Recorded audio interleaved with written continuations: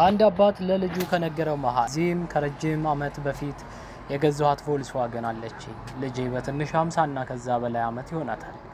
እንደምታያኝ ምንም ሌላ ነገር የለኝም። ልሰጥ የምችለው ነገር ቢኖር ይሄን ነው። ነገር ግን ከመስጠቴ በፊት ሱቆች ጋር ሄደ ምን ያህል ዋጋ እንደሚያወጣ ትጠይቃለህ። ነጋዴዎች ጋርም ከደረሰ በኋላ 10,000 ብር እንገዛሃለን ይሉታል። ለአባቱ ተመልሶ መኪናው በጣም ያገለገለ ስለሆነ 10,000 ብር እንግዛ አሉኝ አለው። አባትየውም ጋራጅ ቤት ይዘህ ሄድ አለ። መኪናዋ በጣም ያረጀች ነች። ስለዚህ 5,000 ብር እንገዛሃለን አሉኝ። ለአባትዬ ሄዶ ነገረ። ቅንጡ የመኪና ማቆያ ማዕከል ሂድ ጠይቅ አለ። እዛው የተገኙ ሰዎች 100,000 ብር እንግዛ፣ 200,000 እንግዛ እያሉ ጨቃጨቁበት ጀመር።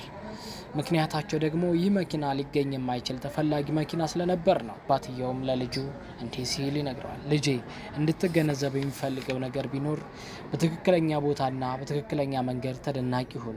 እነዚያ ዋጋህን የሚያውቁ በእውነት ያደንቁሃል። በፍጹም ዋጋ ከማይሰጡ ሰዎች ጋር አትቆይ።